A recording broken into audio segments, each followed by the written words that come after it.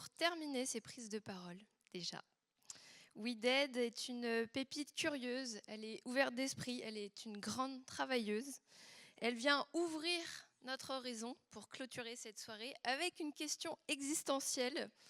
Entre les choix des autres et les miens, où est ma part d'existence? Merci d'applaudir comme il se doit We Dead.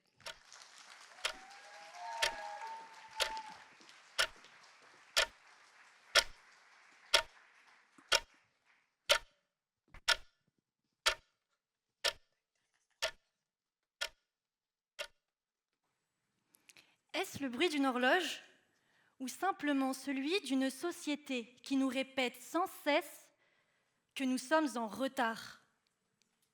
À l'instar du lapin d'Alice au pays des merveilles, une voix murmure à notre oreille: dépêche-toi, choisis tes études, choisis ton métier, choisis la personne que tu aimeras, choisis qui tu deviendras.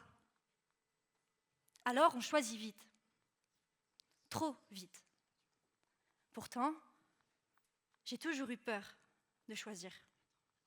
Parce que choisir, c'est renoncer à toutes les vies que nous ne vivrons jamais. Et parfois, c'est le choix des autres qu'on subit.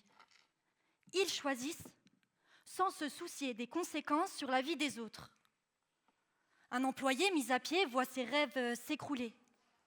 Une rupture, et c'est l'être amoureux qui, forcé de faire ses adieux, sait à quel point c'est douloureux. Et cet enfant, victime du divorce de ses parents, à qui cette étiquette s'est imposée comme une tempête. Ces personnes ont en commun le fait de ne pas avoir choisi. Et pourtant, il s'agit de leur vie. Elles sont forcées d'accepter ce que leurs yeux ont pleuré. Le choix des autres s'impose en eux comme une fatalité. Tristesse, colère, incompréhension, parfois même trahison. Se reconstruire, malgré ses cicatrices, c'est refaire connaissance avec soi-même.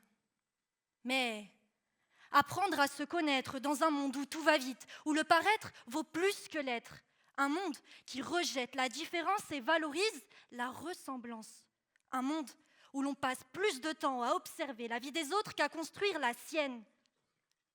Alors oui, apprendre à se connaître dans ce monde-là, c'est compliqué.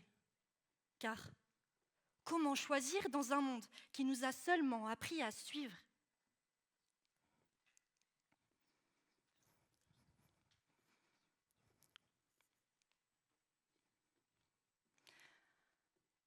En arabe, choisir se dit irtara. Ce mot vient de la racine ra, ya, ra. Elle est liée à l'idée du bien, du meilleur.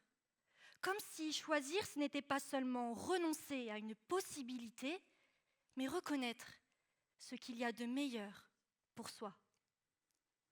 Et j'aimerais vous parler du choix qui m'a rendu meilleur.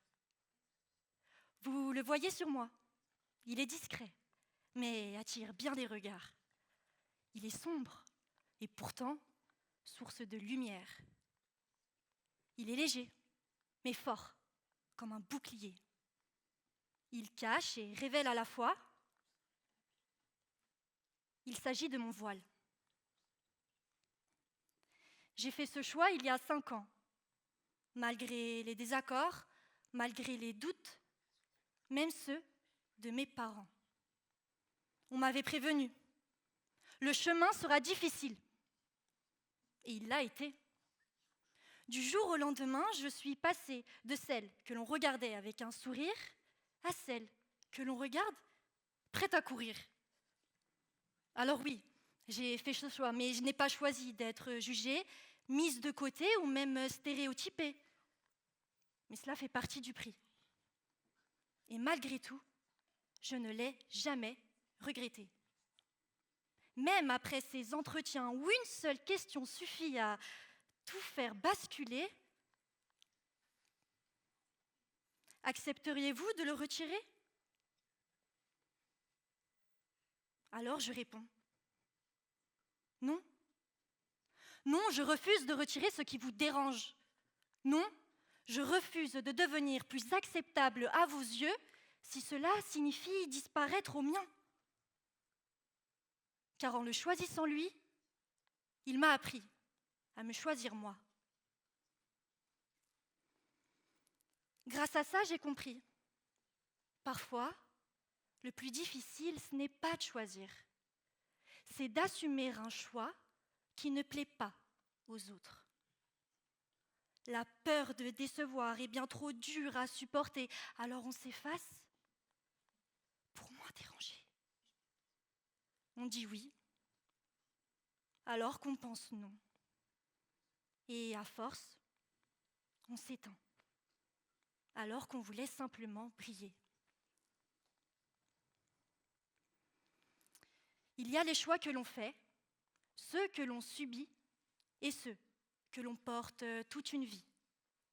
Mais au fond, peu importe d'où ils viennent, car ensemble, ils font de nous la personne que nous devions devenir. Alors je vous pose la question, quel choix, qu'il soit vôtre ou celui d'un autre, a fait de vous, vous ? Merci.